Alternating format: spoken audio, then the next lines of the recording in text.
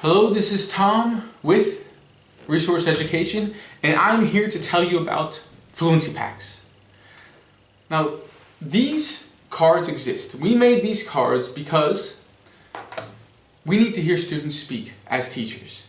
They come in with their own weaknesses, and a lot of the textbook activities that you'll see do not encourage students to speak.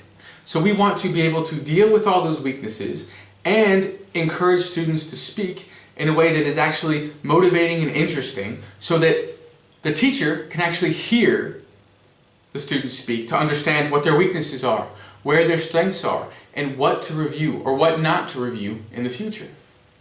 So in Fluency, we have 6 different types of cards. We have emotions, we have locations, we have relationships. These are ways to make the activity more dynamic. The conversation will change depending on the emotion, the location, or the relationship. Then we have these types of activities in each pack. Convince, shock, and brag. These are the 3 different types of fluency activities in the packs. Now, how do these work? Well, think about the students' weaknesses. Sometimes they're worried. Sometimes they're not very open. You'll have a student who is incredibly open paired with a student who isn't open to talk about favorite hobbies or family or free time. Or the conversation just dies. Think about those book activities. At the end of the chapter, you'll say, ask your partner these questions. Do you like music? No. Who's your favorite band? I don't have a favorite band. When was the last concert you went to? I've never been to a concert. We're finished. Are they finished? Yes, they are. And we can artificially push the students to speak more. We can say, you have to speak for 2 minutes. You have to use this vocab in your speech. But the activity itself doesn't require the students to speak, and the students don't see a need to speak in the framework of that activity. These activities are designed so that the students see a need to speak. So as a teacher, I don't have to actively encourage them all the time, and I can observe, because that's my job in this case. This is convince. With convince, the answer is always no. So, student A asks student B, hey, can I stay with you for a few weeks? Just until people stop looking for me. Student B says, no, you can't do that. Now, this conversation right here requires clarification. What do you mean? Who's looking for you? Did you do something illegal? What's going on here? It requires clarification, and it will drive the students to speak more and continue to speak. With convince, the answer is always no, and the situations take students out of their comfort zone. Because if their language is only based on dialogues they see in a textbook, they'll be able to talk about in a train station until a situation in real life goes outside of that dialogue. If their language is limited to what is on the page, then it's not flexible and they're not fully fluent. These activities force them to go outside of their comfort zone, and react using the language they know. Now, taking students out of their comfort zone is the entire purpose of shock. Hey, I want to tell you something, but I'm not sure you'll believe me. That beginning requires a further conversation, and it's not exactly a normal situation. Like, for example, if I tell my partner, hey, I've been getting a lot of love letters recently. That sort of situation is not just a boxed dialogue that you'll find in a textbook. It is something that puts the students in a situation where they have to respond, they have to react, they have to be flexible with what they know, and that gives me, the teacher, a more accurate idea of what they are actually able to do. Now, let's talk about these different ways of variation, of adding dynamic to the activities. I've been getting a lot of love letters recently.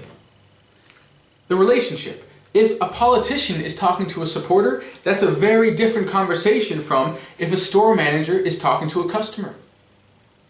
That level of formality, the strangeness, the discomfort in the conversation will be evident in how the students respond. It should be. And then it's different as well. I've been getting a lot of love letters. We're in the zoo. Kind of a strange time to talk about that. We're at the gym. Like, hey man, let's work out. Let's stop wasting our time with this. I have to go in an hour. The conversation is different depending on what you see right here. And if I want the students to show emotion, let's do a convince, where the answer is always no. We should start finishing each other's sentences.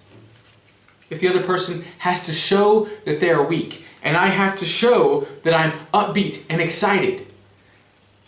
As a teacher, I want to see the difference in word choice, in intonation, in how they respond to the situation. Now we have two different levels of Fluency Packs. This is a higher level, B2, C1, C2. At these levels, you have 10 convince cards, 10 shock cards, and 10 brag cards. At the levels A2, B1, you have 15 convince and 15 shock. Because brag is really better for higher levels. When I work with my students, I always start with convince. And then I move to shock, and only after they're good at these do I move to brag. Brag puts student A in the situation that they need to talk about how amazing they are, how incredibly impressive they are. What do I want to hear from student B? I want to hear sarcasm. I want to hear disbelief. I want to hear, oh my, that is so impressive. They can play with this. I want to see it in their intonation. I want to see it in their reaction. And if I give them a different relationship, a different location, or a different emotion, I want to see the differences as well. Brag requires the most flexibility. So if I'm student A, for example, people from school call me lightning because I'm so fast. I have to talk about how amazing I am. How about yoga is easy? Yoga is easy. I've been doing it since I was 4. There are different situations where A needs to brag and B needs to say, yoga's easy. Are you crazy?